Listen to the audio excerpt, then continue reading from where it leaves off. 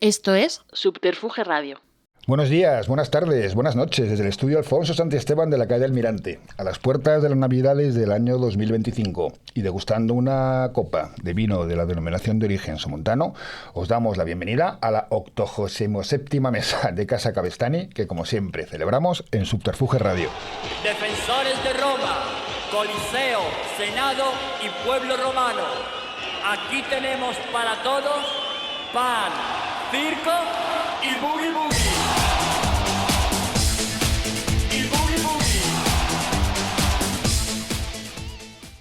Bien, bienvenidos a esta 87ª mesa de Casa Cabestany, que en la entradilla no lo he dicho muy bien. Es el programa que estamos haciendo de cara a las Navidades.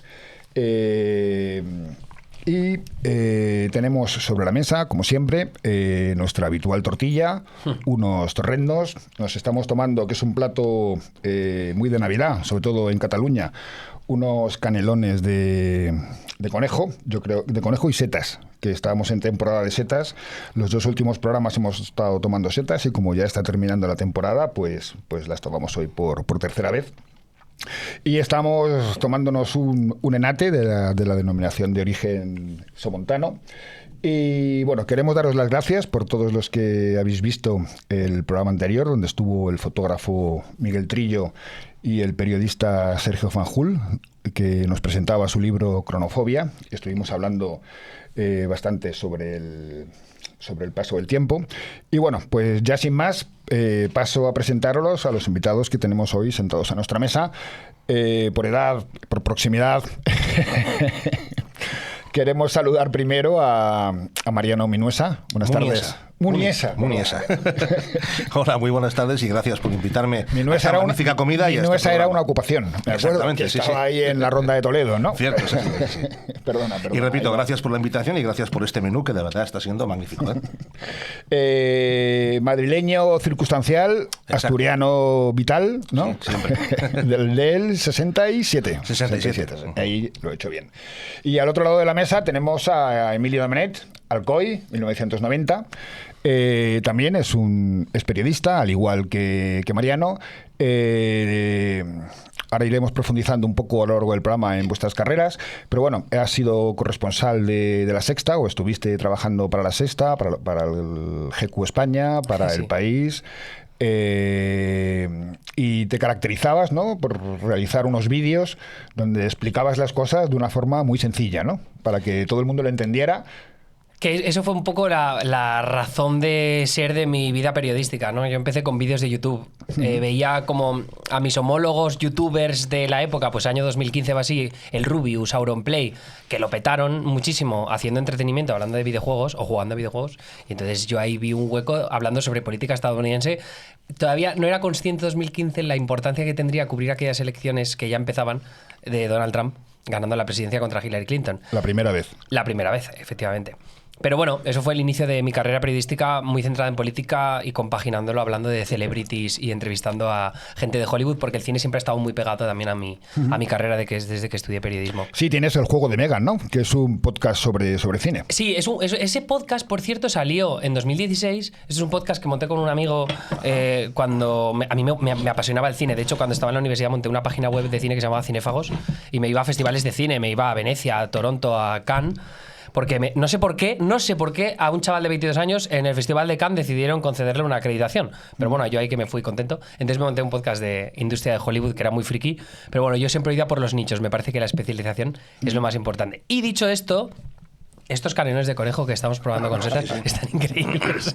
Entonces voy a dejar de hablar porque he dado una chapa tremenda para empezar y voy a comer el canelón de conejo.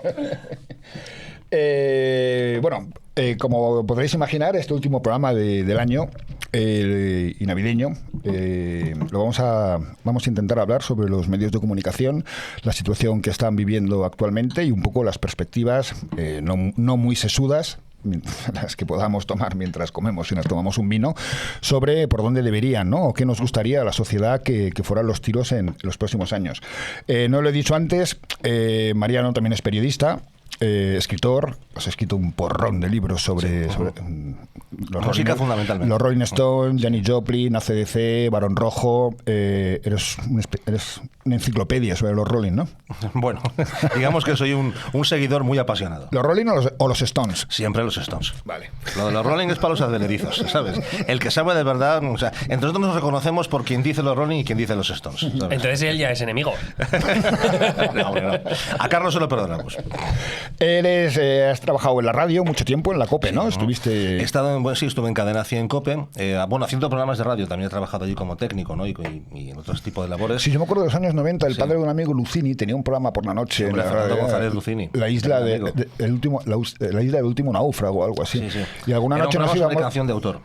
Alguna noche nos íbamos a verle, nos íbamos a la fonoteca y ahí estabas tú. Ahí estaba, y a veces despistábamos algún vinilo. Trabajé en COPE como técnico, luego ya haciendo programas de radio, estuve en Cadena 100, estuve también durante algún tiempo colaborando con El Pirata. Luego empecé mi programa de radio Rockstar en Onda Cero Música y luego 8 años en los 40. Y los últimos años ya, fundamentalmente a nivel online en mariscalrock.com radio.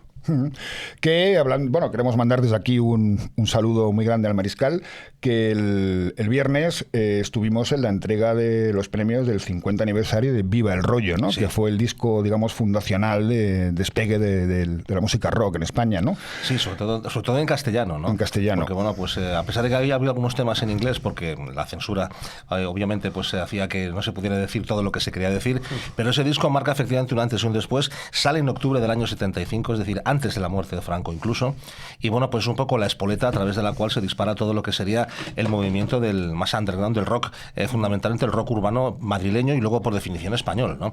Es decir, a través de Moon, a través de Tilbury, de Indiana, de los grupos que participaron ahí, ellos abrieron brecha y a partir de ese momento las compañías empezaron a interesarse, los grupos que estaban en el underground más soterrados se dieron cuenta de que había posibilidades, y la edición de ese disco yo estoy convencido, porque además, aunque no lo viví directamente, sí lo he conocido por muchos compañeros periodistas, supuso, insisto, el comienzo de una nueva era dentro de la música española.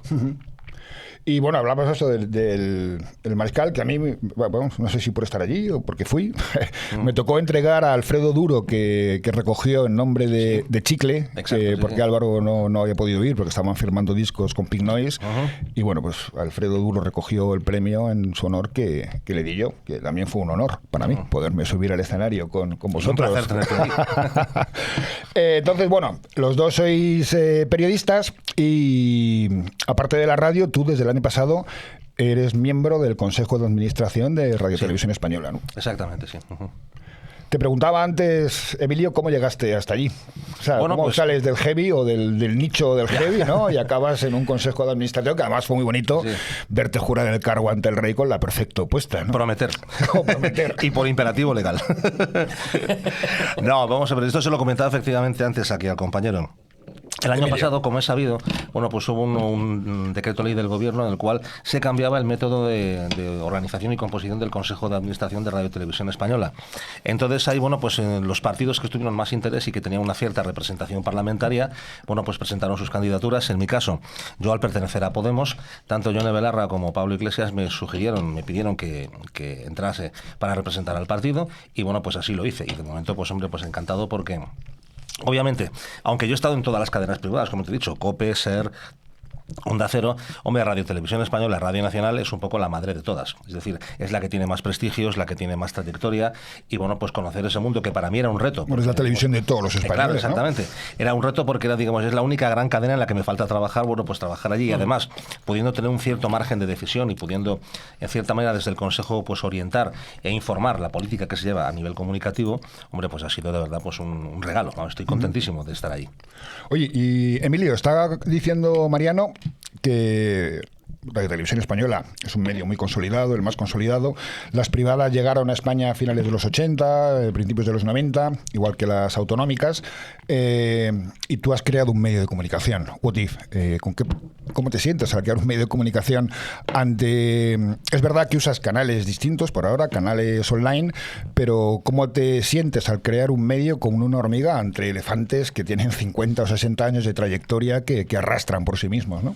O sea, yo no quiero que se entienda aquí que voy a hacer un ataque tajante contra los medios de comunicación tradicionales, pero creo que la definición de elefantes pega bastante, no tanto porque sean viejos los medios tradicionales. Porque son grandes. Sí, porque son grandes y les cuesta moverse, ¿no? Entonces... pero también te arrollan. También. O sea, el poder de influencia que tienen es tremendo, ¿no? Y además, no solo por una cuestión de que ya tienen establecidas relaciones muy fijas con las grandes marcas, el IBEX 35, eso al final es un flujo de ingresos súper importante. Las marcas en España, y yo creo que esto nos aleja bastante de otros ecosistemas mediáticos, como puede ser el estadounidense, las grandes marcas todavía no arriesgan demasiado en lo que refiere a medios alternativos, ¿no? Es un cambio de tendencia que sí que estamos viendo, por ejemplo, al otro lado del charco, pero no tanto en España. ¿Y qué ocurre? ¿Eso qué permite? Eso lo que permite es que los elefantes sean muy difíciles de batir. Y la tendencia que estamos viendo, sobre todo yo creo que en el último año, en los últimos 2 años, es que la inteligencia artificial va a hacer que mucho del trabajo que se hace en los medios de comunicación, tanto los digitales como los más tradicionales, se pulverice. ¿A qué me refiero con esto? ¿Vale? Ahora mismo medios tradicionales y digitales son imprescindibles para mantener el pulso de la actualidad diaria. ¿Por qué digo esto? Porque tienes a un medio de comunicación súper grande como Televisión Española que tiene personas por todo el mundo, corresponsales, gente a nivel local que te está cubriendo la actualidad desde Valencia, que tienen fuentes, ¿no? Te hacen reportajes de investigación, informe semanal, luego tienes Antena 3, tienes el diario.es, El País, El Mundo, lo que sea. Todo eso seguimos necesitando que esté ahí. Y los medios nuevos que aparezcan no pueden sobrevivir sin los grandes armatostes elefantes que... Apalancándoos en ellos. Sí, creo que hay sinergias, ¿no? A muchos niveles. Pero lo que tengo claro es que todo lo que está en el medio tiene potencial de desaparecer. Porque todo lo que hace la IA a muchos niveles es coger todas esas investigaciones que hacen medios tradicionales y resumirlo. Hacer como un plano intermedio de, ostras, pues aquí te cuento cuáles son las novedades que debes saber para estar al día. Entonces yo veo que hay muchos medios generalistas de tamaño intermedio que para mí no tiene sentido que sobrevivan en el largo plazo. Pues están pagando 15, 20, 40 nóminas que yo, habiendo montado medio de comunicación en el último año y medio, no entiendo cómo lo pagan, ¿no? Entonces, ahí, ¿por qué lo siguen pagando? Porque hay inversores muy interesados en tener su propio medio político. Hay marcas o el IBEX 35 que también tiene interesado en tener su propio, ¿no? No propio medio, pero un medio donde poner sus comunicaciones. La publicidad institucional, uno de los grandes melones de nuestro país, comunidades autónomas, por supuesto a nivel estatal, donde se mete dinero en medios de comunicación, donde tienes intereses concretos, y ahí hay palancas y chantajes que pueden existir, que no sabemos. A mí simplemente me preocupa que podamos pensar que existen, ¿vale? Pero todo eso lo que yo creo es que es el caldo de cultivo perfecto para que aparezcan medios alternativos pequeñitos que intenten hacer las cosas distintas. Y ahí es donde aparecemos nosotros. Pero tú te diriges a los millennials, pero que son la gente... Pero creo que están abandonados. Espera, que nosotros tenemos una audiencia boomer. Millennials es la gente que en el año 2000 tenía unos 20 años, más o menos, ¿no? No, en realidad, bueno, o sea, yo siempre lo defino de la misma forma, que es más o menos desde el 84 hasta finales de los 90 son los millennials. Y para mí empiezan los Z si te acuerdas del 11 de septiembre. Es decir, si tú te acuerdas del 11 de septiembre porque sabes dónde estabas, ahí eres millennial todavía. Si no te acuerdas, entonces eres Z. O no, pero viviste. Entonces, nosotros vamos a por Yo estaba entrando a comer en un bar y lo vi en la tele y dije, anda, pues ¿qué película? Digo, pues son las 3 de la tarde. Y eran noticias. ¿Cómo están poniendo una película? Y eran las noticias. Pues... O sea, vosotros, ¿cuál diríais que es vuestra película que diríais que define mejor vuestra generación? La película que define mejor nuestra generación. Hombre, en mi caso quizá... ¿Hablamos de cine español, por ejemplo? A ver, lo que tú quieras. O sea, y normalmente es verdad que tiramos más de Hollywood, pero es verdad que a veces tirar tanto de Hollywood es un poco... peligroso. Yo sinceramente creo que Hollywood no ha hecho ninguna película que puedas decir. Es el referente de la generación, por ejemplo, de los que nacimos en el verano hippie. Hombre, Sin embargo, por ejemplo, todo el género del macarrismo en España en los años 60 surge con West Side Story. Sí. Cuando viene aquí West Side Story y son dos bandas que se pelean, la juventud y la empieza a ver y ya se empiezan a crear las primeras bandas de pegones o de... Bueno, pero ves, West Side Story es un fenómeno casi de los 50. Cuando hablamos de mi generación, nacidos a finales de los años 60, bueno, pues el cine que quizá más podría definir mejor lo que fue esa generación, fundamentalmente, digamos, un poco en el extrarradio, en los márgenes de la sociedad, pues fueron las películas del cine kinky. O sea, Deprisa, por ejemplo, Los últimos golpes del torete, o sea, ese tipo de cine. O sea, todo lo de la Loma y Eloy de la Iglesia. Exactamente. Ese tipo de cine es el que mejor ha definido una parte importante de lo que fue esa generación, que tampoco ha sido muy tratada en el cine convencional. Por eso lo tengo como referente, porque según lo veo, es que vamos a ver uno de los protagonistas de las películas más famosas de esta época, el Jaro vivía en mi barrio. Yo no le llegué a conocer, pero se hablaba de él. Y dicen que una vez fue a los billares a los que yo iba. O sea, entonces, bueno, pues... o sea, que decir, más referencia que esa no puedes tener, ¿no? O sea, y hacía la pregunta porque... Bueno, te contesto la mía. Sí, vale. Pero porque fue compañero mío de clase, es amigo y estuvo aquí hace poco, yo creo que Tesis, de Alejandro Amenábar. Hombre, buenísima. Además, yo estudié en esa facultad. Y yo también, y él. O sea, somos todos compañeros. Todos compañeros de la prisión esa. O sea, yo hacía la pregunta porque quizá las nuevas generaciones están más adscritas a Hollywood porque se ha globalizado todavía mucho más la cultura, ¿no? Lo cual ya podemos debatir si eso es bueno o malo. Pero lo que me pasaba mucho era que la generación X, ¿no? Que es la más mayor que la millennial, la siguiente, era muy de mencionar los Goonies, que por cierto están reestrenando ahora en cines el 40 aniversario. Y luego, sin embargo, los millennials eran más de mencionar la película que tengo en mi sudadera, que es Jurassic Park o Hook, ¿no? Las míticas de Spielberg de los 90. Pero bueno, en cualquier caso, lo que yo veía era una desconexión entre lo que estaba viendo en los medios de comunicación tradicionales y lo que le interesaba a la gente de mi generación, a mis colegas, los que no están tan interesados en la actualidad, y luego la gente más joven. Entonces, claro, yo me pongo en un medio tradicional, como puede ser la tele, como puede ser las grandes radios, que se pongan a debatir sobre inteligencia artificial de la forma en la que lo estamos usando en el día a día, o que se pongan a hablar de cultura de internet, de memes de internet, que para mí me parece el gran vehículo cultural de nuestra generación son los memes, y que se hable de ellos con una profundidad intelectual que creo que muchas veces merece. No he sido capaz de verlo nunca en televisión ni en la radio porque los veo demasiado centrados en la agenda mediática que interesa a una generación que no es la mía. Entonces, ahí es donde creo que veíamos una oportunidad y es la razón por la que nace What If. No, yo desde luego coincido con lo que dices plenamente, ¿no? Porque es lo que dices tú, ahora mismo la agenda política es lo que está marcando la actualidad de todos los medios informativos, de todos los canales, incluso de todas las franjas horarias. Total. Si tú analizas ahora mismo, básicamente el 80% de la programación de las grandes cadenas de televisión son tertulias políticas. Totalmente. Y no es casual. Primero porque, evidentemente, aunque hay una generación que ve todo eso desde una cierta distancia y sobre todo desde un cierto desapego, sobre todo, sigue habiendo mucha gente, sobre todo la gente de más de 50 años para arriba, que aún es una bolsa importante de población, que el mundo Internet, el mundo redes sociales, el mundo en el que tú te mueves, por ejemplo, pues les es muy ajeno. No lo comprenden, no lo entienden y además incluso no les gusta. Con lo cual la televisión tradicional sigue siendo el medio de penetración más potente que hay en esa bolsa de población tan grande, ¿no? Con lo cual, evidentemente, además en esta dinámica en la que estamos de ciclos electorales constantes, autonómicos, estatales, municipales, pues obviamente la televisión sigue siendo un terreno de combate político que además ha cobrado una fuerza enorme en los últimos años. ¿Y no sois conscientes de que estáis no llegando a una parte muy importante de la población que ya van a votar en un año, o en un año y medio, o en 3 meses, no se sabe? Sí. Y con una intención de voto un poco... Yo desde luego lo soy, y en ese aspecto, por eso desde que estamos en el Consejo estamos intentando poco a poco, porque no es fácil ni técnicamente ni incluso a nivel de medios humanos o económicos, lanzar mucho lo que es en RTV Play. RTV Play es un poco pues la respuesta que queremos dar a ese público nuevo que ya, a esos chavales jóvenes que ven poco la televisión, lo que ven no les interesa, pero que sin embargo necesitan una fuerte información fiable y objetiva hasta cierto punto, que es el papel que tiene que tener la radio y la televisión pública. Entonces, plataformas como RTV Play ahora mismo son una apuesta de futuro que obviamente tardarán en consolidarse, pero que estamos decididos a que sea el futuro, porque es que sabemos perfectamente que el porvenir va por ahí.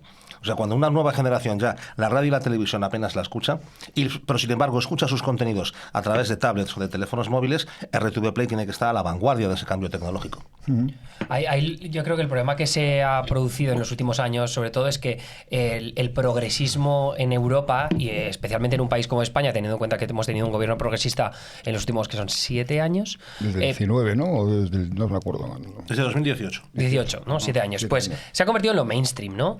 Además, con la ola feminista también abanderada por Irene Montero en el Ministerio de Igualdad, algo que pasó un poco antes, un pelín justo antes en Estados Unidos con el Me Too, ¿no? Hemos visto un cambio del péndulo. El péndulo estaba como muy hacia la izquierda, lo vimos con el Me Too, lo vimos con George Floyd en Estados Unidos, aquí con La Manada, con Irene Montero, un gobierno progresista establecido y además con buenos números a nivel económico también, saliendo de la pandemia con éxito.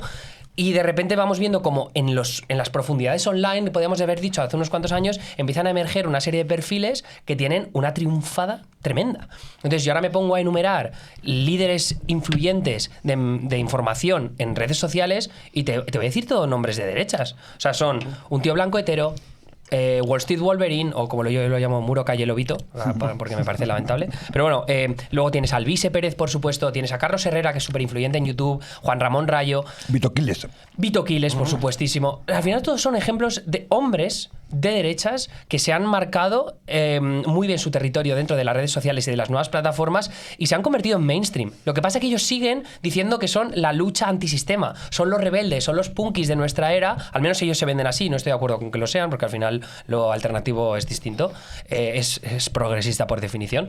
Pero bueno, en el caso de ellos lo que han conseguido hacer muy bien es seguir luchando contra los medios tradicionales. Como yo no tengo hueco ahí, Alvise puede decir que él no tiene hueco en los medios tradicionales porque no lo tiene, porque es un mentiroso, ¿no? Pero sin embargo él puede venderse a su trinchera y sacar 3 escaños en el Parlamento Europeo, claro, que es y eso es el problema, ¿no? Que estamos dejando que cultive un nuevo sistema de medios de comunicación, liderado principalmente por gente de derecha que miente o que no tiene unos principios de información, al menos como los tienen los medios generalistas, que pueden tener sus defectos, pero al menos hay periodistas que quieren hacer bien su trabajo. Yo sigo Gotis, veo... Y no tenéis ninguna línea editorial, ¿no? Contáis información y... Pero sobre todo porque lo que nos hemos dado cuenta, y aquí podéis estar más en desacuerdo o no, ¿no? Pero yo lo que sí que he notado por parte de la izquierda, o de la izquierda, depende de dónde la menciones, ¿no? Como hables de esa horquilla del espectro ideológico, ha sido condescendencia, lo que yo he considerado condescendencia, que también es algo que se ha asignado mucho a las élites en general, a las élites europeas, a las élites en Estados Unidos, y es como, no quiero que, por ejemplo, en Estados Unidos, que es donde yo más tengo expertise, ¿no? No quiero que los demócratas me sigan dando la tabarra sobre lo que tengo que votar porque esto es lo que está bien y esto es lo que debo hacer. Yo lo que quiero es votar lo que a mí me apetezca. ¿Y qué me apetece? A mí me hace gracia Trump y le voy a votar. Entonces, como tú me dices, señor con traje, que Trump es malo, pues a mí me hace gracia, lo voto, ¿no? Entonces, para mí no tiene ningún sentido empezar a hacer un medio de comunicación que vaya a decirte esto es lo que tienes que saber, esto es lo importante para ti y tienes que pensar de esta manera. Entonces yo lo que veo es más, mira, somos 3 amigos que nos flipa la actualidad, nos encanta hacer periodismo y quiero que lo veas porque creemos que esto es interesante y que es bueno que lo sepas porque es lo que está pasando. Entonces es partir de esa idea que puede parecer como muy naif quizá, de por qué conquistar público así, pero es el hueco que nosotros Bueno, vemos. pero en el fondo es un poco también lo que ha transmitido Mariano, que queréis hacer desde el nuevo Consejo de Televisión Española, ¿no? Claro, exactamente, apostar por unos medios de comunicación nuevos y todo por unos lenguajes y unos formatos nuevos que son los que se están adecuando a lo que la gente joven escucha. Sobre lo que estabas comentando, yo siempre recomiendo la lectura de un libro que parece mentira. Se editó en el año 1967, cuando yo nací, de Guy Debord, llamado La Sociedad del Espectáculo. Un libro escrito en el año 67, es increíble, pero está relatando y está mostrando en sus páginas exactamente lo que ocurre hoy con los medios de comunicación. Y es un fenómeno muy pernicioso. ¿Por qué? Porque, bueno, Guy Debord decía que básicamente el dominio de las élites sobre la sociedad y sobre las clases trabajadoras no vendrá ya por una imposición de tipo represivo, de tipo militar, de tipo policial, sino vendrá a través de convertir toda la sociedad en un espectáculo en el cual estén constantemente atentos a cosas para no pensar en sí mismos, sino darse cuenta de los problemas reales que tienen. La televisión se ha convertido en un gran espectáculo. Yo, por ejemplo, tú que has trabajado en La Sexta, yo recuerdo que La Sexta Noche ya dejó de ser un programa de información y de tertulia política para ser en sí mismo un espectáculo, donde la gente, bueno, pues llamaba para votar a un tertuliano, a otro, o sea, se planteaba como una guerra, como un show, y de hecho, pues eso ha contagiado prácticamente toda la información en televisión.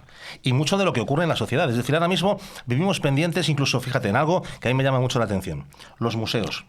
Ahora, cuando alguien pretende que alguien vaya a un museo, no le dice, mira, aquí hay unas exposiciones de arte fantásticas o tenemos unos productos de esta calidad, tenemos... No, vive la experiencia. Es decir, ir a un museo ya tiene que convertirse en una experiencia, en algo que te cambia la vida, que te introduce en un mundo. O sea, todo es buscar la evasión, todo es crear espectáculo, en el fondo, para que la gente no piense en sus problemas reales. Y eso es un problema grave que tienen ahora mismo los medios de comunicación también. Bueno, me parece paradigmático el ejemplo de estas exposiciones rollo Van Gogh inmersivo. Y de repente tienes una sala enorme llena de proyectores, que es una puta mierda. No, dilo con todas las letras, ¿eh? Una puta mierda, ya está, hombre. Sí, me da mucha rabia porque le quita todo el contexto y la importancia a la obra en sí misma para hacer como una una movida experiencial que no te aporta nada, ¿no? Porque al final yo creo que sales de ahí sin saber demasiado más sobre Van Gogh. Es divertido, pero exactamente, pero no sabes nada más de lo que ya sabías sobre Van Gogh. De los centros de interpretación que hay en muchos pueblos de España hemos pasado a las exposiciones inmersivas, ¿no? Exacto, Yo nunca he sabido lo que era un centro de interpretación. En muchos pueblos tienen ahí su... O sea, a lo mejor hacían cabrales. Tienen uno que me imagino que te explicarán el cabrales, ¿no? Pero que cómo era se como... hace, los métodos de elaboración, la materia prima, todo eso, claro. Oye, y... fíjate, tú has comentado antes, cuando hablábamos de Viva el Rollo, años 75, censura...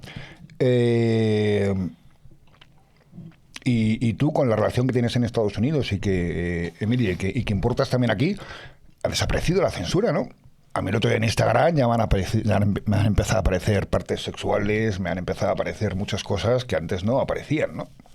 Ostras, pero de Instagram me pilla por sorpresa. No sabía que habían quitado la censura más. O sea, en Twitter es verdad que no ha pasado casi nunca, porque era como un principio muy establecido por su fundador, por Jack Dorsey.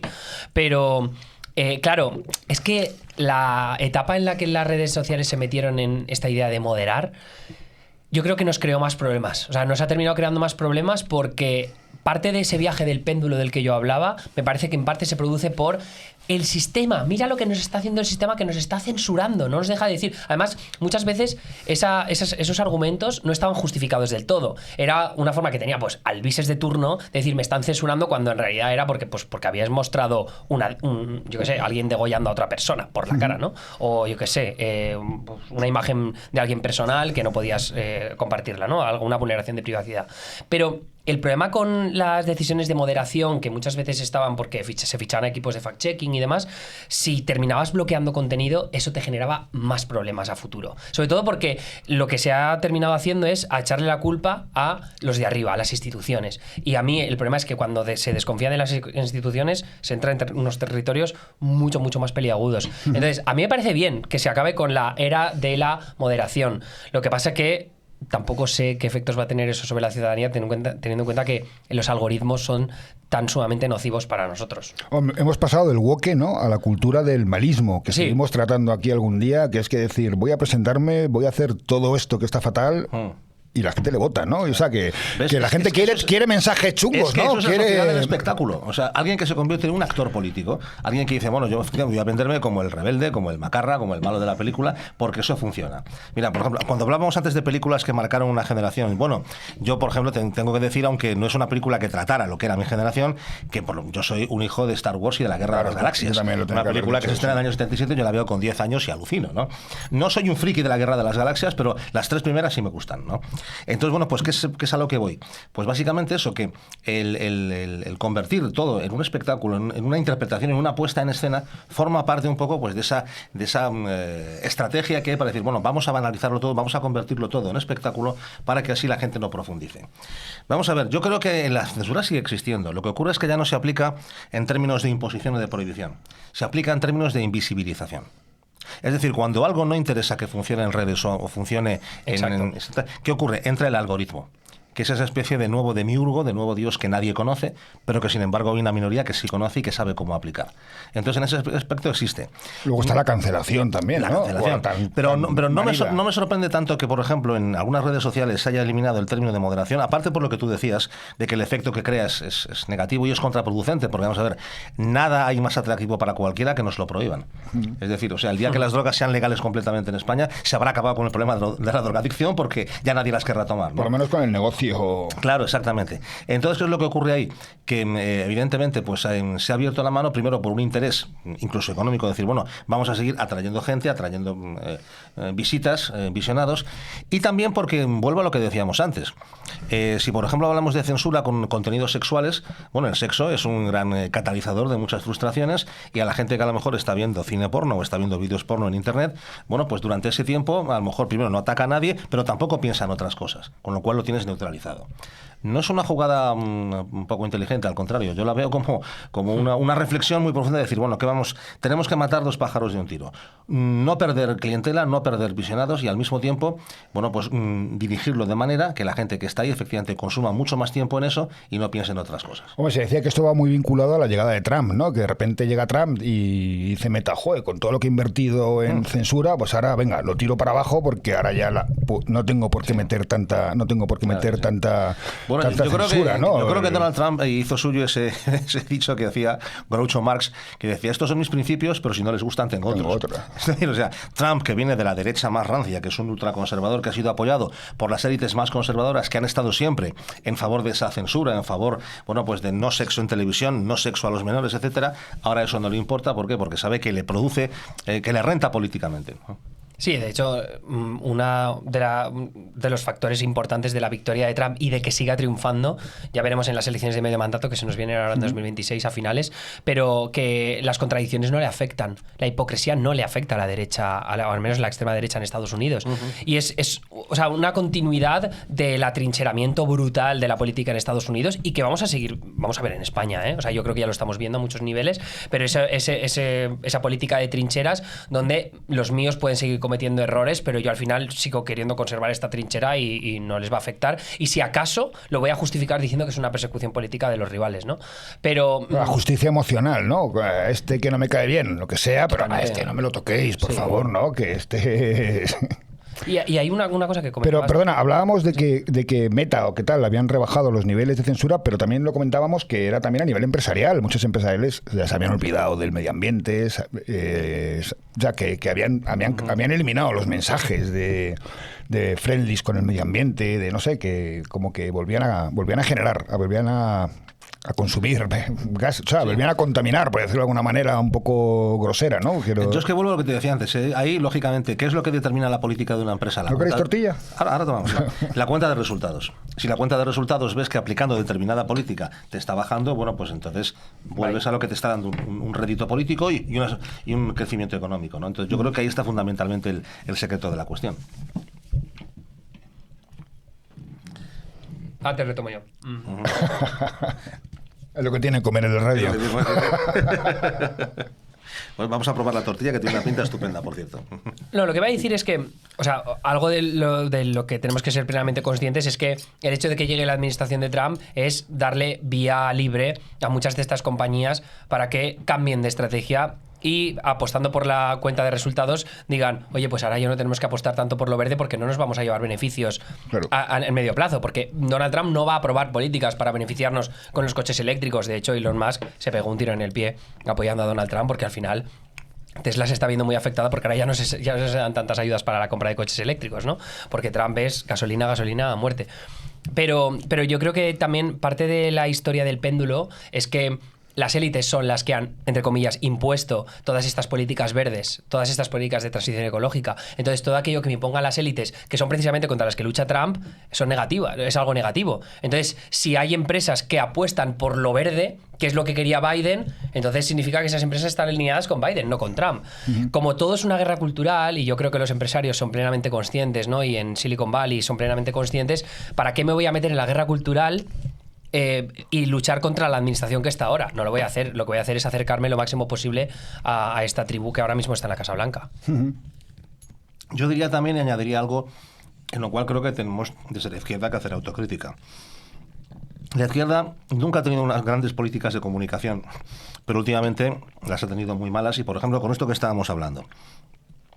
Yo pienso sinceramente que hay temas que son objetivamente fuera del campo ideológico en que podemos apoyar toda la sociedad. Es decir, o sea, tenemos un solo planeta y el día que nos lo carguemos no hay otro. Entonces vamos a ver, las políticas de sostenibilidad, de apoyo a las industrias verdes, a la ecología, son algo que debería estar fuera del debate político porque es que nos afecta a todos y por tanto todos las deberíamos defender, salvo aquellos que lógicamente se nutren, digamos, de la contaminación o que han establecido un modelo de industria, un modelo de crecimiento que se basa en una explotación de los recursos que es totalmente, bueno, pues injusta e insostenible. Pero ¿qué ocurre? Que nosotros no hemos sabido, por la razón que sea, comunicar bien esa necesidad. No hemos sabido llegar a la gente para decirles, mirad, lo verde, la cultura verde, la defensa del medio ambiente no es una cuestión de progreso de fachas, es una cuestión que nos interesa a todos.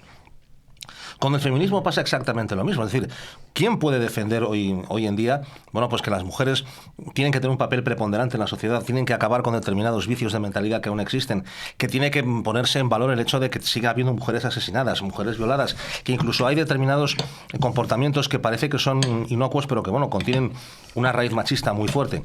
Bueno, pues eso tendría que estar fuera del debate político, eso tendría que hacer lo suyo la derecha también. Lo que ocurre es que yo creo que lo hemos vendido muy mal, por decirlo entre comillas, ¿no? La izquierda nunca ha sabido fundamentar bien, digamos, darle solidez a esas tesis y, por tanto, claro, al imponerse desde determinada posición de poder, efectivamente, como dice él, pues entonces, digamos, quienes están en contra de eso, que realmente son mucho más reaccionarios, encima se apropian de un lenguaje que no les pertenece porque se venden como defensores de la libertad frente a un supuesto Estado que les oprime imponiéndoles políticas verdes que van contra ellos.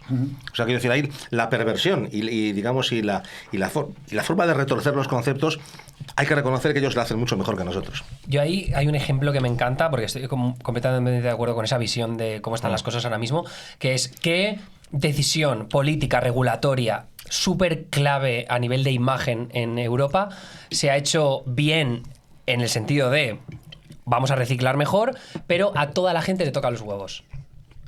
El tapón de la botella que se queda enganchado. Yo es que lo arranco siempre.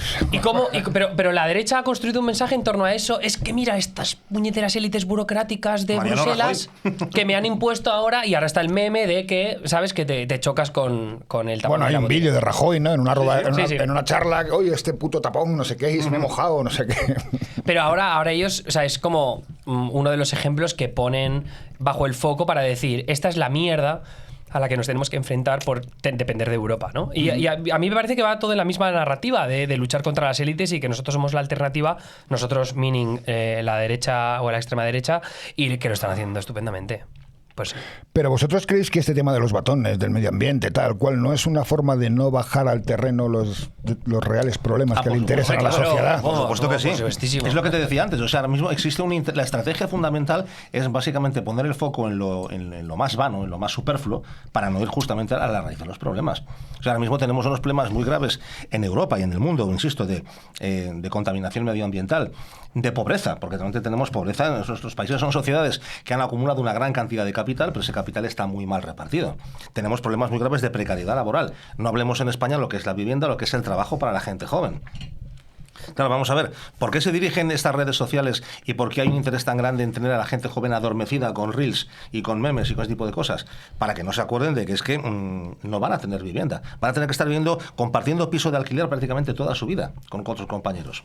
Es decir, o sea, hay una serie de problemas muy graves que, lógicamente, ¿cómo se tapan, cómo se acallan? No prohibiendo una manifestación o no prohibiendo una concentración o que haya un movimiento social que apoye esas reivindicaciones, sino distrayéndolos, sacándolos de contexto. Ahí me parece que la extrema derecha ha hecho algo bastante bien en los últimos años, y esto que conste que no es como que estoy legitimando las decisiones políticas que han tomado, sino el hecho de que les está dando rédito electoral. Uno es, o sea, el amigo de las élites yo creo que está bastante claro, ¿no? Es decir, Pedro Sánchez es un hijo de puta y bueno, me centro en Pedro Sánchez y listo. Pero muchas veces es, ostras, está muy lejos, ¿no? Si yo vivo en Extremadura, Pedro Sánchez está muy lejos, a veces es como este enemigo invisible. ¿Qué hago? Pues creo enemigos. En Estados Unidos es algo que se ha hecho a dos niveles. El de la inmigración. Donald Trump ganó las elecciones con la inmigración por bandera, ¿no? Al final mucha gente coincide con la inmigración porque vive en ciudades y porque está cerca, pero realmente la gente que vota por Trump de forma masiva no coincide con tantos inmigrantes. Viven en lugares rurales con población 90% blanca, además con que una casa y a 3 kilómetros está la siguiente, ¿no? Y lo mismo con las personas trans. Se inventaron el problema de las personas trans entrando por un hueco bastante inteligente, que es el de las mujeres trans compitiendo en competiciones deportivas, valga la redundancia. Entonces ahí es inventarse enemigos, que ha sido siempre la estrategia de los grandes movimientos fascistas populistas. Entonces ahora en España pues es fácil, tienes a Pedro Sánchez hijo de puta y tienes la inmigración, y con esas dos cosas más la guerra cultural de las trincheras ya tienes prácticamente todo el pescado vendido. Y de cara a la información, la inteligencia artificial va a ser el nuevo enemigo también. No necesariamente. Yo pienso que no. O sea, lo primero que han dicho Cerdán, Coldo, esa no es mi voz. La han hecho con inteligencia artificial. Vamos a ver. O sea, es un chascarrillo, pero... Lo recuerdas como yo. Cuando surgió la televisión se dijo, la televisión matará a la radio. No, la radio ha continuado porque es un medio con unas características muy determinadas que no va a desaparecer. Cuando apareció Internet se dijo, no, Internet va a acabar con la radio y la televisión. No, Internet está ahí, es una herramienta que es útil, es importante, ha hecho evolucionar la tecnología en los medios de comunicación, y ahora con la inteligencia artificial yo pienso que va a ocurrir algo parecido. Es decir, obviamente es una herramienta que abre una posibilidad una cantidad de posibilidades realmente infinitas de desarrollo, de manipulación, es decir, va a crear problemas, va a generar un debate social. Pero evidentemente no va a acabar con la información ni va a acabar con los medios tradicionales, pienso yo, porque es que la inteligencia artificial se nutre de la inteligencia natural. Es decir, un contenido que tú tienes en inteligencia artificial tiene que haberlo creado alguien previamente. Entonces, mientras eso sea así, pues habrá que buscar, eso sí, el encaje mejor para que no se produzcan distorsiones, por ejemplo, en los derechos de autor, para que no se produzcan disfunciones en propiedad intelectual, para que, digamos, la facilidad o la inmediatez que te da la inteligencia artificial no rompa el estímulo de crear, de formarse a mucha gente joven. Entonces, el reto está ahí. El reto está en ver cómo articulamos la inteligencia artificial. Pero la inteligencia artificial en sí misma yo creo que es un avance, no es un problema. A ver cómo la regulan, ¿no? Claro. Estoy de acuerdo, ¿eh? A mí a nivel profesional me ha servido y me está sirviendo mucho la inteligencia artificial. O sea, se habla mucho de si es automatización o aumentación. Estas son las palabras en inglés, que no sé cómo traducirlas. Pero bueno, esta idea de que la inteligencia artificial puede aumentar la forma en la que tú trabajas, ¿no? Al final es como un compañero de trabajo. Yo 100% estoy ahí en ese terreno. Es verdad que todavía tenemos que ver cuáles son las implicaciones de la forma en la que se automatizan muchos trabajos y cómo eso tiene implicaciones en la fuerza laboral y cómo eso a largo plazo termina siendo un melón de la leche, sobre todo para la gente joven que está empezando en el campo profesional. Pero a mí lo que me preocupa con la información es 100% el hecho de que estemos todos muy adictos a las redes sociales y a las plataformas de vídeo, ¿no? Porque ahí es donde precisamente la manipulación es más sencilla de crear y creo que regularlo va a ser imposible. A mí me aterra TikTok, me lo puse hace poco y de repente te pones a pasar y dices, hostia, pasa una hora y esta hora la podía haber pasado leyendo o la podía haber pasado dando un paseo por la calle, ¿no? Y me he pasado hoy en la cama o en el sofá pasando vídeos, idiotizado, ¿no? No tiene por qué ser necesariamente negativo, ¿no? Siempre que tu algoritmo te recomiende cosas que te aporten. Pero claro, si estás todo el rato consumiendo entretenimiento, memes y vídeos de inteligencia artificial que no te aportan absolutamente nada, eso puede ser un problema, ¿no? Pero yo soy muy partícipe de intentar domar tu propio algoritmo, que creo que es algo que se puede conseguir. Y es simplemente darle like a las cosas que te gustan, comentar las cosas que te gustan y darle a no me interesa al algoritmo, tanto sea en Reels, en Instagram o en TikTok. Es algo difícil y al final las redes sociales siempre van a hacer lo posible para que tú estés el máximo tiempo posible y venderte su publicidad, pero es el mundo en el que estamos viviendo ahora mismo. A mí ya te digo que lo que me da miedo principalmente es que las plataformas ni siquiera ellas sean capaces de discernir entre lo que es inteligencia artificial y lo que no, porque las plataformas están a un nivel ya creando contenido que es muy difícil de decidir qué es verdad y qué no. Dicen los economistas que el mayor error que se puede cometer es saturar el mercado. Porque si saturas el mercado, entonces rompes la ley de la oferta y la demanda, nadie compra, con lo cual tu empresa pierde y llega un momento en que cierra. Yo creo que, por ejemplo, con TikTok y con este tipo de nuevas redes sociales acabará ocurriendo algo parecido. Es decir, es tal la sobrecarga, está tan sobredimensionada esta red social y tantísimo contenido que es que, primero, no hay materialmente ni tiempo para poderlo consumir todo y además llegará un momento en que a la gente le aburra. Porque vamos a ver, o sea, ver de pronto que en Hong Kong hay un concurso de lanzadores de piedras a un río, te hace gracia una vez, pero no 50. Entonces yo creo que hay fundamentalmente, quiero creer que llegará un momento en que también la propia gente busque otras alternativas de ocio porque llega un momento en que eso ya le aburra. Claro, a mí me gusta mucho la historia, veo reels de historia, pero la historia es la que es. Entonces en cuanto tres tíos te han contado lo mismo, dices, pues este tema ya no me interesa, no me sigas mostrando esto, ¿no? Que ya me conozco la historia. Claro, no, dame algo más, ¿no? ¿Y qué te iba a decir? Y de cara a una televisión, una televisión pública, ¿cómo te diría? ¿Cómo se debería hacer para llegar a todo el espectro de la sociedad, ¿no? Porque siempre una televisión pública, por el 50% de la sociedad es como la televisión del gobierno y el otro 50% de la sociedad la ve, ¿no? ¿Cómo podría hacer una televisión para llegar a tener un espectro más, no te voy a decir generalista, ¿no? O sí, generalista, que llegara a todos los públicos, que ya no solamente, posible, ya no solamente por el entretenimiento, sino también por la información, ¿no? Bueno, yo sinceramente pienso que la cuestión ahí, el nudo gordiano de la cuestión está en potenciar y en fomentar la razón de ser de la propia televisión pública, que es la función de servicio público. Es decir, Televisión Española es una cadena de televisión y de radio, pero por él supuesto, tiene un canal con un servicio público también, ¿no, Emilio? El WOTIF. ¿Qué tenemos? WOTIF es un servicio público también, ¿no? O sea, para nosotros, evidentemente sí. La cuestión es que esto está escrito en la legislación Claro, y no nuestro. Es decir, o sea, el concepto de servicio público, aunque toda oferta informativa es servicio público en sí mismo, desde un punto de vista, si quieres, abstracto, pero tal y como se establece la ley, cuando el Estado tiene una corporación de radio y televisión, está obligada a hacer una serie de contenidos y a tener un comportamiento y a diseñar una programación que tenga como objetivo no fundamentalmente pues generar ingresos a través de la publicidad o no necesariamente generar grandes audiencias, sino ofrecer un servicio público. Es decir, ofrecer cosas que a lo mejor otras televisiones no les interesa económicamente y no lo van a hacer. Y ocuparse de contenidos que otras televisiones, como eso no les va a dar audiencia, pues no van a desarrollar. Hombre, también ahí nos encontramos con una contradicción, que es que el servicio público, si no lo ve nadie, deja de serlo. Entonces hay que jugar un poco, tener ese equilibrio entre hacer una programación, que creo que por lo menos, sobre todo en televisión española, lo hemos conseguido hacer en el último año, que conjuga mucho lo que es el entretenimiento, es decir, acercar a mucha gente a que vea programas pues como Malas Lenguas, o como el show de Marc Giró, o como La Revuelta. O el último, el que veis de Ignatius Farray, que acaba de estrenar un programa infantil, que es para todos los públicos, vamos. Bueno, y por supuesto quiero mencionar mi favorito, y desde aquí mando un abrazo enorme y espero que se recupere cuanto antes, Andreu Buenafuente, porque yo soy fan rendido y absoluto de todo lo que hace, ¿no? Pero bueno, te decía, conjugar un poco ese modelo de televisión, efectivamente, pues de entretenimiento, pero que también complementa su oferta con un futuro canal que vamos a implementar este próximo año, que va a ser el Canal Cultura, con otro tipo de programas en la 2 que se dirigen a contenidos pues más específicos de temas que no tratan otras televisiones. En definitiva, yo creo que un poco el secreto de poder hacer ese servicio público que se exige a Televisión Española y a Radio Nacional es encontrar el equilibrio entre captar audiencia, atraer audiencia y al mismo tiempo pues no perder esa perspectiva de dar una serie de programas científicos, culturales, artísticos, que bueno, pues son la razón de ser, insisto, de una televisión pública. He oído que vuelve la música a Televisión Española. No me contestes. Veo que habéis acabado de comer, vamos a tomar el postre y cuando lleguemos con el postre, como decía Julián Lago, nos lo cuentas. Nos lo cuento.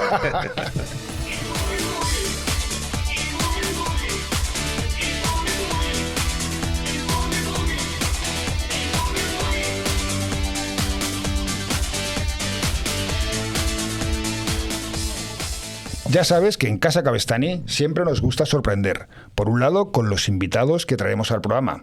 También porque en muchas ocasiones los invitados no saben con quién van a coincidir.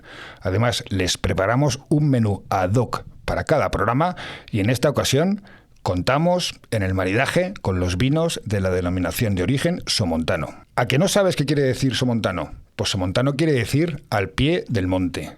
¿Y qué monte? ¿O qué montes en este caso? Los Pirineos en general y en más particular el Pirineo oscense, es decir, el de la provincia de Huesca. Crecer al pie de los Pirineos quiere decir que durante el día tienes sol y por la noche tienes frío, lo que hace que las 15 variedades de uva de la denominación de origen somontano, como son la Chardonnay, la Gewürztraminer, Cabernet Sauvignon, Merlot, Syrah o la Garnacha, sean una materia prima excelente para la generación de estos vinos. Particularmente, en Casa Cabestany adoramos la uva Gewürztraminer y nunca falta en nuestra mesa, en nuestras celebraciones. Tanto por la variedad de uva como por los terrenos donde crece, hacen que los vinos de la denominación de origen somontano sean modernos, frescos, afrutados, aromáticos e intensos. Y sobre todo, muy ricos. Y desde Casa Cabestany te invitemos a que los pruebes tanto en las mesas que organices estas Navidades como cuando quedes con tus amigos a tomar unos vinos.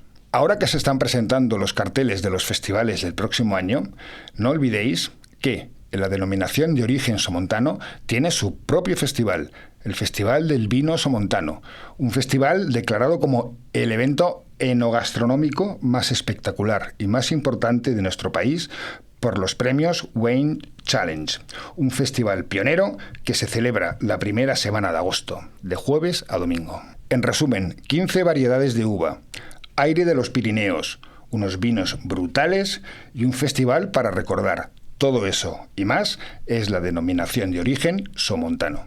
Bien, pues ya estamos de vuelta. Nos hemos abierto otra botella de vino somontano, esta vez tinto, para acompañar el roscón de Reyes, que preguntaba Emilio si lo había hecho yo, y no, todavía no. Ya lo haré en enero. Bueno, también es artesano, se supone que Viena. Sí. Emilio, onanísimo. Me valen las dos, me gustan las dos. Sobre todo porque Nanísimo, yo lo tengo desde hace muchos años, es cuando era un adolescente. Internet era mi refugio, a mí me hacían bullying en el cole, entonces... Pero tú eres de Alcoy, es el típico nano valenciano. No, Vale, esa es vale. la clave.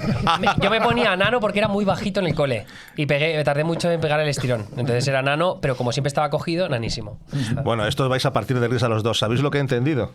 Onanismo. Digo, no. O sea, ¿cómo cambia el de la conversación? ¿no? O sea, pasa bastante ahora de pronto te pregunta Emilio qué opina del onanismo. Digo, joder, pues, a ver, que no me lo pregunte a mí, me preguntes algo, ¿no? Sí.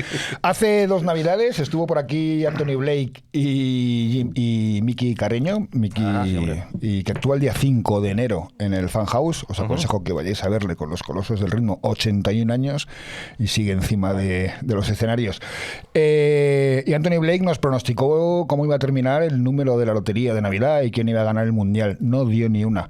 Y eso que adoro a Anthony Blake, y tiene un espectáculo en el Puente de Vallecas que os aconsejo que vayáis a verlo en Grada Mágica, porque sabes, saldréis con todo es fruto de tu imaginación y saldréis con la boca abierta, porque tiene una sala de magia y cada X tiempo, cada 15 días actúa para 30 personas.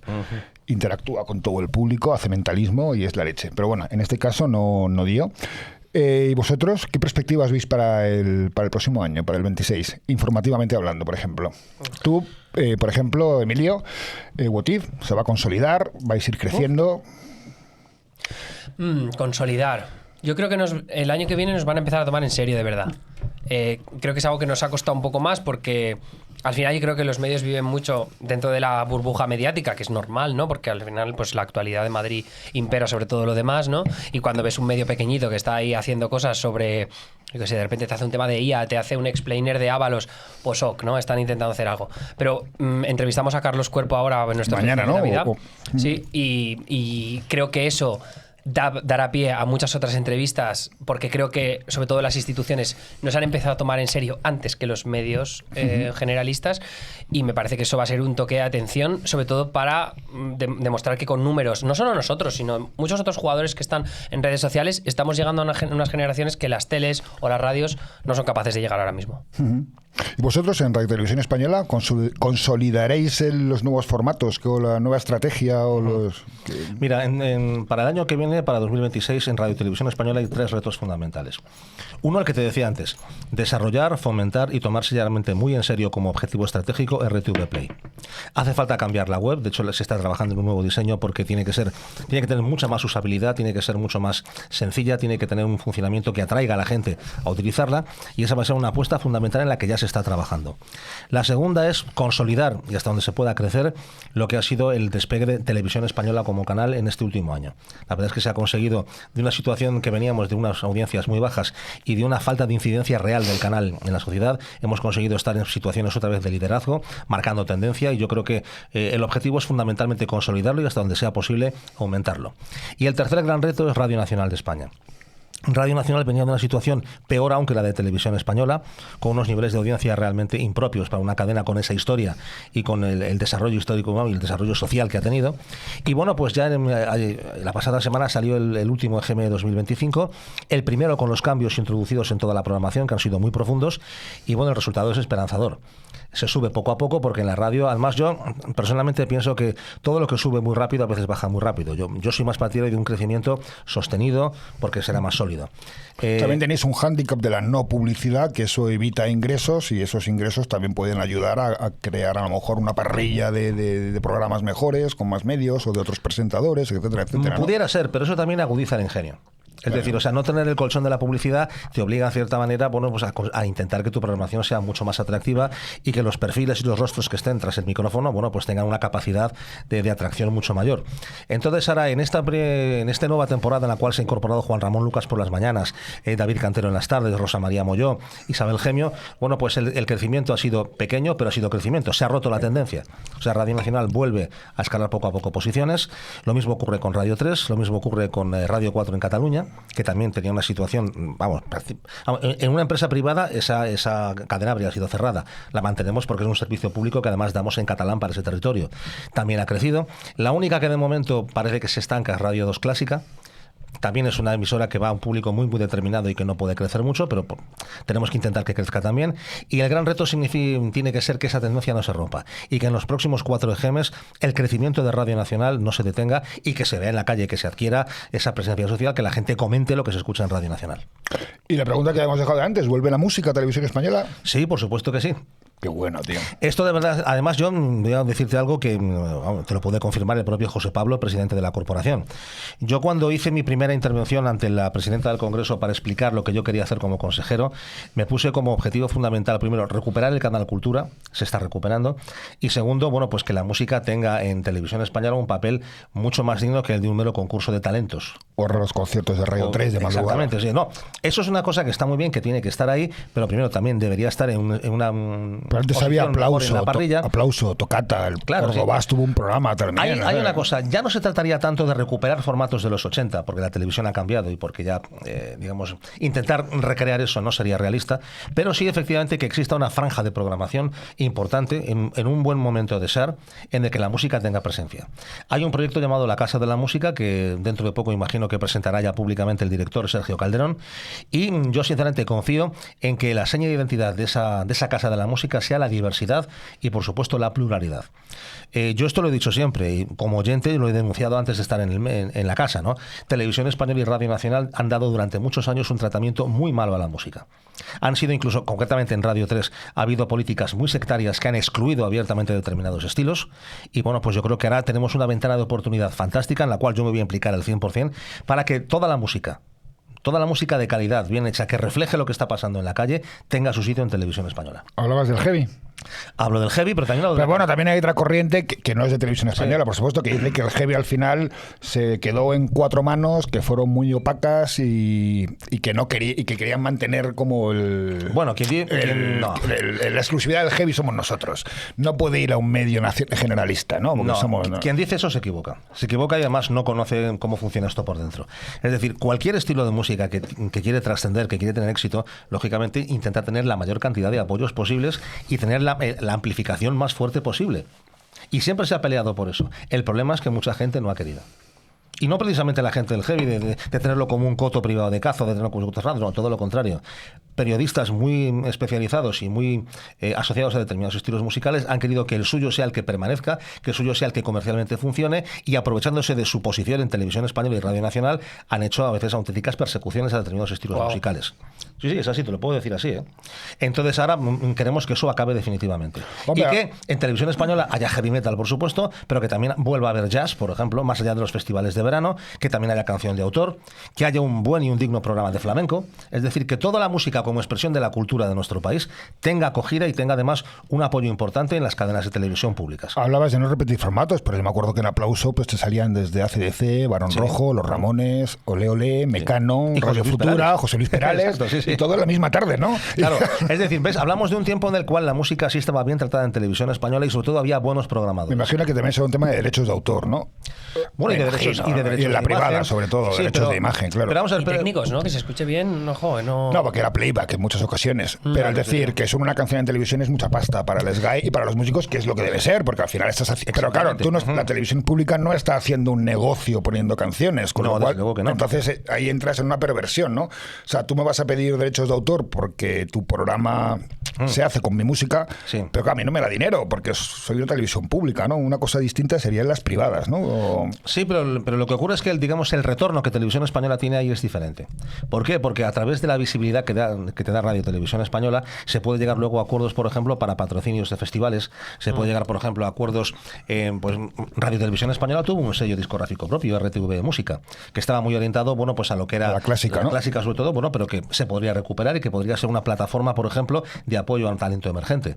Es decir, o sea, no se trataría simplemente de poner el foco en decir, bueno, pues yo me doy, tú me das, sino en buscar cómo a largo plazo la presencia de la música en la televisión pública favorece al sector en general. Ese es un poco el objetivo que tenemos que yo pienso que tenemos que pelear. Ya, esto al final es un rollo, Mariano, porque esto es como los ministros de Educación, ¿no? Cambia el ministro de Educación, cada ministro de Educación quiere dejar su impronta y un plan de estudios. Pues esto será igual, vosotros se lo estáis currando un huevo, en X meses o años llegará otra gente. Bueno, vosotros sois transversales al gobierno, ¿no? Porque estáis son 7 o 6 años, son ¿no? 6 años. Son 6 años. No, y además, vamos a ver, en os caso... evitáis que el cambio de gobierno no os afecte y que podáis seguir teniendo una línea editorial, ¿no? Claro, exactamente. Bueno, vamos a ver, eso sinceramente te puedo decir. O sea, nosotros fuimos nombrados por una mayoría de 2/3 del Congreso de los Diputados. Solo una mayoría equivalente podría disolver el Consejo. Es decir, a lo mejor al presidente, al secretario se le puede sustituir, pero al Consejo tiene que seguirse esa metodología, ¿no? Yo vuelvo sobre el tema de la música que me preguntas, a decirte, vamos a ver, el que haya un programa musical en televisión española, hombre, tiene un cierto nivel de complejidad, por es lo que decías tú, Emilio. O sea, tú vas a hacer un programa de radio, aquí por ejemplo, tú traes en un pendrive las canciones, te pones un micro, arrancas y tiras para adelante. Televisión efectivamente necesita de unos medios técnicos, humanos, y de una complejidad que esto es relativo a derechos de autor y derechos de imagen que tiene que trabajarse. Pero bueno, el que sea más complicado o más difícil no tiene por qué ser un hándicap. Pero Española siempre hacía gala, o los que espectadores hacíamos gala, de que hacía las mejores retransmisiones de música, ya sea con Paloma Chamorro, ya sea con los programas musicales, etcétera, etcétera. O sea que... Bueno, y si tú, por ejemplo, en verano, que es muy habitual por las noches que te ponen grabaciones de los festivales de jazz, o de festivales de flamenco incluso, bueno, pues efectivamente se ve que hay los equipos de televisión española, primero, son numerosos, van con 4, 5, 6 cámaras, hay un trabajo de edición muy bien hecho, con lo cual el producto que se hace es muy digno. Es decir, o sea, que técnicamente no es complicado hacerlo. Quizá lo que puede ser más complicado es, digamos, juntar todos los factores para arrancar en el momento adecuado. Y con respecto a la relación con la industria en televisión española, bueno, en otras épocas fue posible y además hubo un entendimiento en general muy bueno. Ahora no tiene por qué dejar de haberlo, porque además yo tengo la impresión de que la propia industria musical también está interesada en que en televisión española haya un programa musical de referencia, porque interesa a sus artistas, interesa a su modelo de negocio, con lo cual es complejo, es difícil, pero yo estoy seguro que habrá acuerdo. Y Emilio, ¿cuáles son los ganchos que tiene What If para enganchar, para la redundancia, para llegar, para enganchar, para conseguir engagement, para tener seguidores fieles? Ahora es una estrategia que va por dos lados. La primera es la de la constancia y de la rutina. O sea, ¿todos los días emitís? Ahora mismo emitimos martes y jueves. ¿Esto cuándo se va a publicar? Mañana, jueves. Mañana jueves 10, bueno, este jueves 18. Quizá tengamos novedades para el año que viene, a partir de enero. Pero bueno, de momento emitimos martes y jueves. Es 1 hora cada uno de esos 2 días. Y ya nos hemos convertido en la rutina de mucha gente. Tenemos como unos 3.000 y pico, casi 4.000 oyentes de media por episodio. Igual que Ángel Martín hace unos años acostumbró a la gente en un minuto contarte las noticias del día y tal, pues... Lo que nosotros sí que tenemos muy claro es que hay que darle un poco más de profundidad a la gente, ¿no? O sea, es decir, hay mucha gente que quiere tener algo útil con lo que ponerse al día, pero la desconexión es tan fuerte entre la gente de mi generación y de la siguiente con la actualidad que ahora, si no... O sea, yo el problema que tengo con muchos de los medios que hay ahora mismo en España es que si tú te lees una noticia o te ves un informativo, salvo que hayas estado siguiendo esa información a lo largo de los últimos 3 meses, no te enteras de una mierda. Entonces, nosotros lo que queremos es aportar el contexto suficiente como para que la gente no solo se interese por lo que contamos, sino que se enganche y quiera seguir viéndonos a largo plazo. Pero ese es tu estilo periodístico. Sí, o sea, es el estilo de simplificar las cosas, ¿no? Pero es tu estilo en particular. Puede ser, pero yo creo que muchos periodistas en realidad... O sea, simplificar sin quitar valor. Sin quitar valor, exacto. No decir 4 mamarrachadas, sino transmitir los 4 puntos, los 4 Ks, ¿no? Pa y pa. O sea, hay una forma de hacer información en los últimos años que se ha hecho muy popular en redes sociales, que es simplemente dar el gran titular y punto, ¿no? Vaya caso de corrupción, tal, ¿no? Punto. El Tribunal Constitucional dice que no sé cuántos. Pero yo siempre tengo como 3 formas de que creo que hay que conquistar a la audiencia, ¿vale? Una es fácil, que es el jaja moment, ¿no? Es el momento que tú haces que alguien se ría. El otro es el wow moment, que consigues sorprender a alguien porque dices, coño, eso no lo sabía.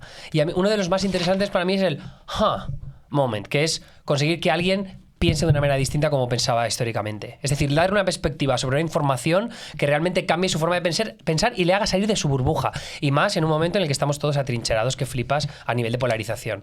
Entonces, para mí el objetivo es que tú te enganches a nosotros y sientas que estás viendo a unos amigos que se informan muchísimo y que termines sintiéndose un poco más listo acerca de lo que pasa en el mundo. ¿Y para unos boomers como nosotros lo recomendarías?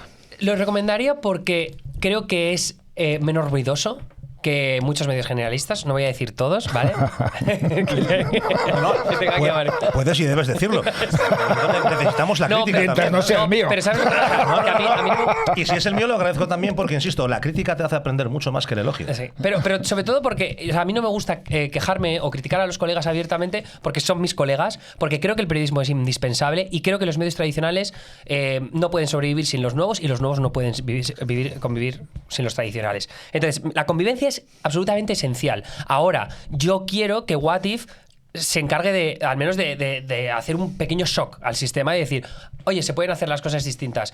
¿Y por qué creo que es importante que la gente que no es de mi generación también nos consuma? Porque creo que estamos hablando de cosas que son esenciales para entender cómo está cambiando el mundo, y la inteligencia artificial me parece un tema que tocamos muchísimo, pero lo tocamos de formas que pueden ser divertidas, entretenidas, y que nos hablan de temas de los que tenemos que estar alerta. Y además me parece que el lenguaje que tenemos también nos aleja bastante de pelearnos, de estar enfadados todo el rato. Creo que la gente en España está muy cansada de odiar. El odio ya está demasiado metido en el ADN de nuestra política diaria, y creo que hay mucha gente que está dispuesta a hacer basta, y eso no son solo millennials y zetas, son gente de todas las generaciones. Y antes lo hablábamos como condicionante, por ejemplo, para el ente público, el no tener publicidad y los beneficios que se te puede traer económicamente de cara a hacer otro tipo de programas. ¿Qué condicionamiento tiene What If con respecto a la financiación? Bueno, decirte una cosa, una matización. Vamos a ver, Televisión Española no tiene publicidad como la puede tener Antena 3 o Telecinco. No tiene propia. Tiene propia, no, pero también tiene acuerdos de patrocinio. Es decir, por ejemplo, determinadas empresas estatales. Sí, Masterchef, sale Le Creuset o... Es decir, hay programas que, como se hacen, digamos, en colaboración con productoras privadas, admiten no publicidad estándar, pero sí patrocinios. O, por ejemplo, pues el caso de Lotería Nacional, que es una empresa que, digamos, patrocina varios programas de televisión española. Joder, fijaos, ¿sabes qué es la lotería? El otro día lo compré, menos que no me ha tocado, casi me lo quedo. Lotería Nacional la semana pasada sacó por segundo año consecutivo un 10º del Muelle. Del Muelle, mira. Del Muelle. ¿Y vosotros dependéis mucho de la financiación? O sea, para que la gente entienda cómo nace. Tenéis un estudio, tenéis... Nosotros es una colaboración con o sea, tenemos una coproducción, ¿no? En este caso con Doctor Cerebrus, que es una productora propia que hace muchos podcasts, y con nosotros en este caso nos ayudan todo el aspecto técnico. Pero What If nace como una startup. Entonces nosotros, bueno, en este caso yo hice una ronda de financiación. Entonces hay inversores que se han metido y han puesto dinero para que What If pueda tirar y pueda intentar cosas. Entonces ahora mismo sobrevivimos con ese dinero, no somos sostenibles, estamos cerca de la sostenibilidad, pero hay una realidad con la que nos tomamos en España, que es muy difícil conseguir suscripciones de pago. Entonces hay muchos medios de comunicación en España que conocemos que tienen suscripciones de pago, pero alerta, no sobreviven gracias exclusivamente a eso, sino también a la publicidad, no solo a la publicidad de marcas, del IBEX, que se habla mucho, sino también de la publicidad institucional. What If es un medio que quiere sobrevivir gracias a sus suscriptores de pago, es algo que todavía no vamos a conseguir ni de palo, pero también a los anunciantes. Nosotros descartamos la publicidad institucional, no queremos ser parte de ese juego, no queremos sobrevivir simplemente porque tenemos un vínculo extra con una institución específica de España. Entonces, vamos a tener que colaborar con marcas. Nosotros cerramos algunas puertas, no colaboramos con casas de apuestas, no colaboramos con petroleras, no podemos cerrarnos todas las puertas porque tenemos que sobrevivir y es importante que tengamos ingresos para pagar los salarios. Pero o sea, el ecosistema mediático español es uno donde las suscripciones de pago son muy difíciles, la gente ya paga muchas suscripciones y tenemos que ganarnos al público antes de empezar a pedirles dinero, y eso es un trabajo. Además es un formato nuevo que a lo mejor puede estar haciendo carne cruda desde hace un tiempo con un alto componente ideológico, por ejemplo, Carne Cruda. Vosotros tenéis menos componente ideológico, más informativo, ¿no? Pero bueno, son formatos que no existen, que son muy americanos, ¿no? La emisora local, como en Doctor en Alaska, ¿no? El tío que estaba ahí en su cuartito emitiendo y que alguien iba a verle y estaba ahí con él, ¿no? Pues son formatos nuevos que vosotros ya empezáis a admitir público también en vuestras grabaciones. Sí, viene gente a vernos en los directos. Por las mañanas es un poco más difícil traer gente porque a las 8:30 de la mañana nadie quiere ir a desplazarse hasta Carabanchel a vernos en directo, pero hay que toparse con otra realidad que yo creo que está todavía cada vez calando más, o al revés, no calando, que es que yo creo que hay mucha gente que no sabe lo que es el periodismo ya. La gente no sabe cuál es el trabajo de un periodista. A los periodistas nos asignan la misma etiqueta que le asignan a los políticos o a los líderes empresariales, como si estuviéramos forrados. Spoiler, los periodistas no tenemos ni un puto duro. Entonces, salvo las estrellas, salvo la figura. Sí, ¿no? Pero la mayoría somos precarios por naturaleza, y si hacemos esto es por pura vocación, lo hacemos porque nos apasiona de verdad. En su día decían que Umbral cobraba 100.000 pesetas por artículo en El Mundo, que son 600 euros, pero 1.000 pesetas eran más que 600 euros. ¿No? Y corresponsales que yo he conocido que tenían unos casuplones en Nueva York porque tenían contratos de los años 80, de los años 90. Pero lo que a mí me cuesta ver es la posibilidad de nosotros vender la suscripción de pago cuando no tenemos una ideología muy clara, ¿no? O sea, yo la ideología para mí es que el periodismo sigue siendo el cuarto poder, que somos pro derechos humanos, pro comunidad LGBTQ, pro energía, bueno, transición ecológica. O sea, quiero decir, hay algunos principios muy básicos que nosotros abanderamos, pero no queremos decir que somos una ideología concreta porque es que ya nos van a atribuir una trinchera automáticamente y no queremos partir de ahí, queremos partir de otra manera, ¿no? Entonces es muy difícil ganar suscripciones de pago cuando no estás abanderando una bandera concreta. Entonces eso es un desafío para nosotros. El generalismo, ¿no? Como darte de alta en Amazon o en Podimo o tal, que al final o sea, no viven de las suscripciones, ¿no? Porque quieres algo muy específico, ¿no? Y pues a lo mejor en la información quieres pagar por alguien que te cuente lo que tú quieres oír, ¿no? No que te cuente la verdad o que te cuente otra visión de las cosas, ¿no? Pero que eso no quita que haya gente que esté haciendo muy bien las cosas, ¿no? Con una línea ideológica más marcada, y ese puede ser el ejemplo de Carne Cruda. Pero yo admiro a la gente de Carne Cruda. Lo que pasa es que yo no quiero que nosotros partamos de un componente ideológico tan marcado, es lo único. Pero claro, eso nos hace más difícil, es un desafío mucho más grande encontrar nuestro hueco. Pero bueno, es lo que queremos demostrar este 2026. Y vosotros al contrario, ¿no? Queréis quitaros de encima el San Benito del componente ideológico por ser una televisión estatal, ¿no? Bueno, sí, se podría decir que sí, pero tampoco es algo que nos preocupe porque sabemos que detrás de esa acusación no hay una realidad como tal. Es decir, si tú miras cualquiera de los programas por ejemplo, de debate político, de las tertulias que tenemos en televisión española, hay una pluralidad muy grande de criterio y está representada a la derecha y está representada a la izquierda. Yo recuerdo una anécdota que a mí personalmente me molestó un poco por lo que tenía el personaje de Caladura, que fue el caso de cuando Mariló Montero fue a la revuelta. Y entonces, bueno, pues empezó allí a lanzar una serie de diatribas contra Sánchez, contra el gobierno, con un discurso político que no venía a cuento porque ya venía allí a hablar de Masterchef. Es decir, venía a hablar de cómo se hace el bacalao con tomate y el pollo al... Y que había ganado ella, además, ¿no? Lo ganó luego. Y entonces dijo, no, o sea, yo vengo aquí a denunciar que en esta televisión se amordaza a la gente, se la censura, no sé qué, tal y cual, y Broncano, muy hábil, callado todo el rato, no, tú sigue.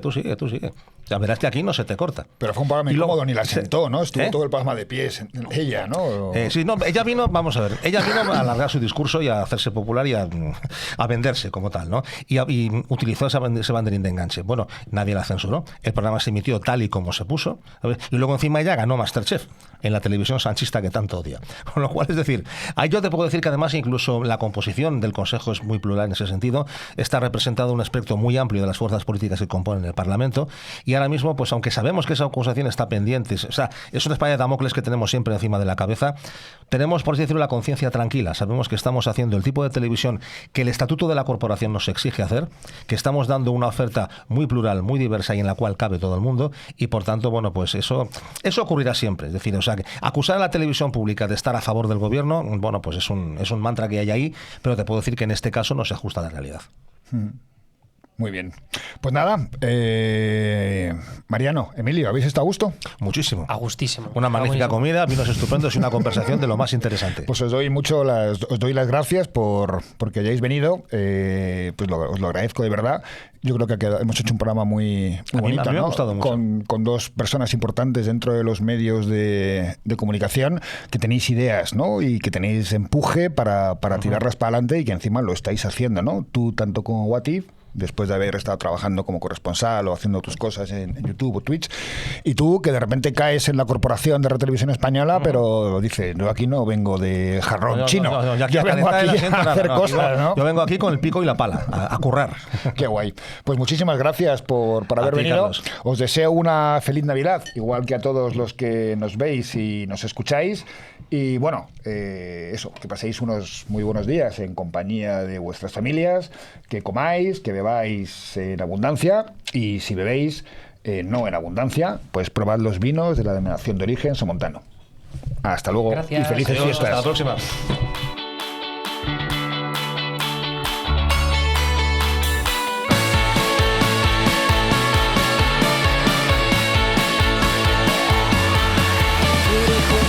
Beberte, nadar en tus ojos, correr por el monte, morirme de ahogo, notar cómo ardes en julio y agosto, y aún así abrazarte y sudar como pollos.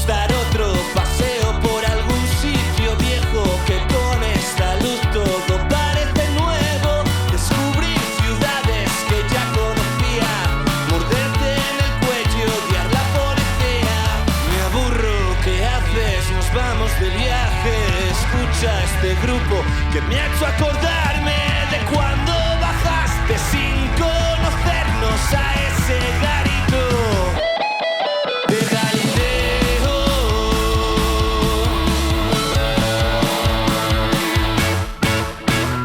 Tengo tantos planes para llevarte, pero de Roma ir al mundo lo grande. Quiero que vengas a pasearme, que me hables de cosas que sean flipantes.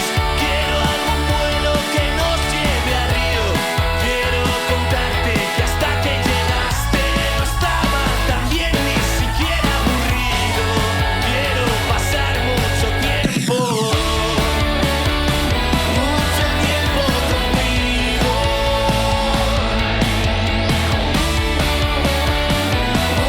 tiempo contigo.